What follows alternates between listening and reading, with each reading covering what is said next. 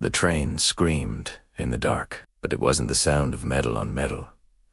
It was the sound of a heart breaking. A young girl named Mara stood near the track, the cold wind whipping at her face, a tight knot of fear coiling in her chest. She knew that if she took that one step forward, her old life would be over, gone forever. C'est stupid. Mara was young, but life had already etched its hardships onto her soul. She came from a small, forgotten place called Brim Hollow, a village where dreams went to die. There was no joy, only work.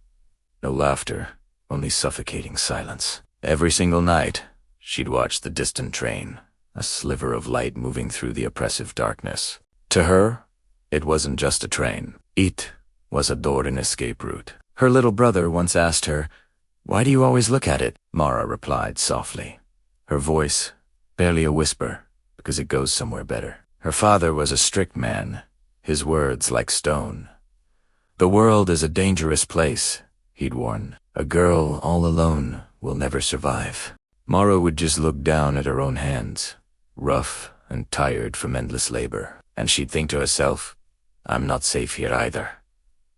But her mother knew. One moonless night, she quietly slipped Mara a small cloth bag. Inside, a handful of coins clinked together. "For when you're ready," her mother whispered, her own eyes filled with unshed tears. Mara cried, silent sobs shaking her small frame. Before the sun even thought about rising, Mara was gone. She carried with her 2 shirts, a thin blanket, the precious coins, and a hastily scribbled note that read, "I am not lost. I am chasing my life." Her father, waking to the emptiness, ran after her, his shouts lost to the wind, but she was already gone, a ghost fading into the dawn. Her heart hammered against her ribs, but it wasn't a beat of fear.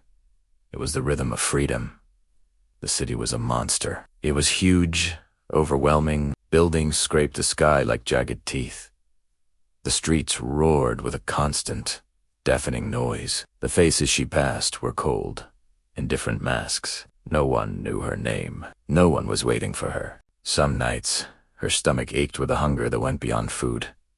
Some nights, the cold pavement was her only bed. But she stayed, because she knew, deep in her bones, that going back would be a different kind of death. It would kill the last flicker of her dream. One day, desperate and weary, she saw a woman selling fruit from a small cart. Gathering every bit of courage she had left, Mara asked, "Can I help you?" The woman gave her a long, hard look, her eyes filled with doubt. "You'll just quit like the rest." "I won't," Mara promised, her voice firm. And so, the woman gave her a chance. Mara stacked the apples and oranges into perfect pyramids. She learned to smile at strangers, and she stayed.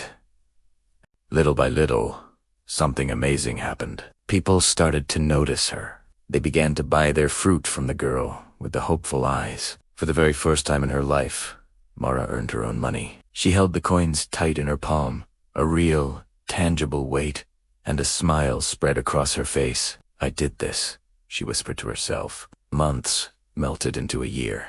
Mara learned to count, to sell, to stand on her own 2 feet, to stand tall. An old man, a regular customer, took notice of her unwavering honesty. "You have a good heart," he said one afternoon.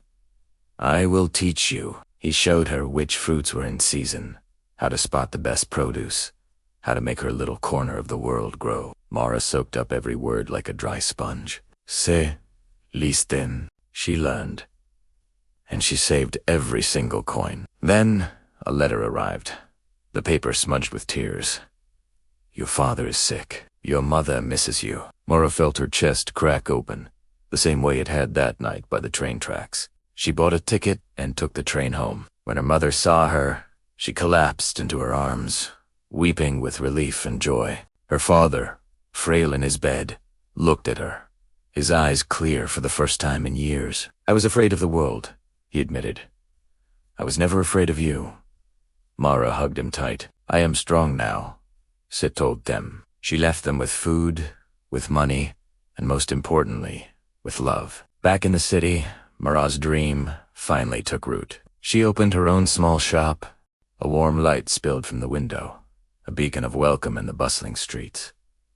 Warmth radiated from inside, and sometimes, late at night, when the distant train whistle blew, she'd stop and listen, not with the old longing to escape, but with a quiet sense of pride. It was the sound that reminded her just how brave she had been. So if you're out there, and you feel stuck, if you feel like you're in your own Brim Hollow, this story is for you.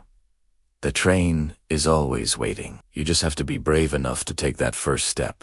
Thanks for watching.